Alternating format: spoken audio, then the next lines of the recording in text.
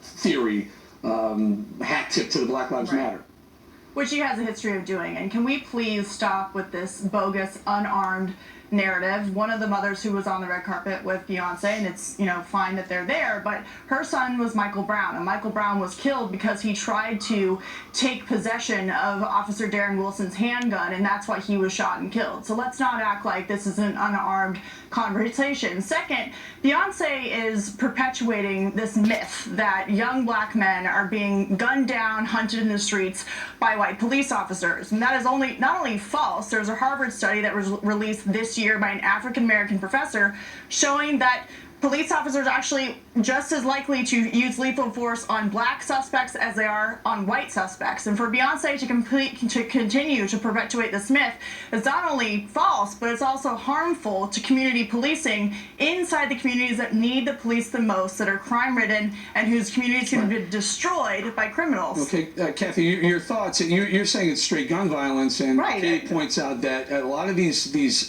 acts that we were watching had specifics about police violence. Well, Trayvon Martin's mother was there. That had nothing to do with police violence. That wasn't a police shooting down an unarmed. It was a self-defense case. But it has nothing to do with the Blue Lives Matter. It has to do with the Black Lives Matter movement. And it has nothing to do with gun violence either. It had to do with gun violence. It was gun violence. I mean, it was a self-defense case. That's a whole different story. But she was bringing to issue the gun violence in America. And what Giuliani's interpreting is what everybody's interpreting, I think, is a little bit beyond what she was trying to make a statement. She was making a statement that innocent people are being shot. Other than the fact that when you have a strong law enforcement community, the communities, especially for African Americans and minorities, is a safer place. From what I saw, it was angels on the stage being shot, innocent people being shot. That was the symbolism on the stage. That's as simple as it was. For others to be reading so much into it, like Rudy Giuliani, he sounded like an angry grandpa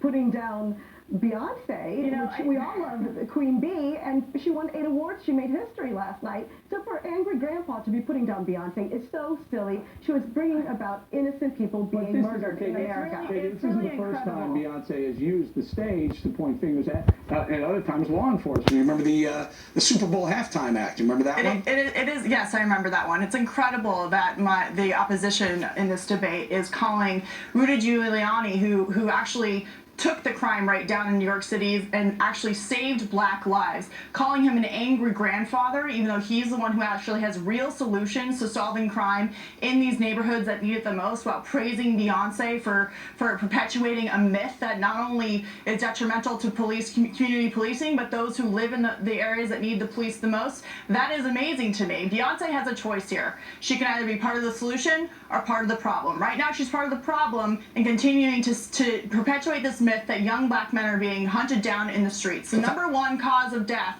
among young black men 18 to 34 is homicide, and it's young black men killing each other. It's not the police who are racking up those statistics. So she has a choice here, and she's on the wrong side of this. Let me give you Kathy last word. Nothing wrong with supporting innocent lives and supporting the mothers of those who have lost their loved ones. Nothing wrong with that. I'm going to leave it right there. Kathy, Katie, thank you very much. Up ahead, mass chaos at Los Angeles Airport last night over a false alarm following a similar incident in New York this month. Are we unprepared to face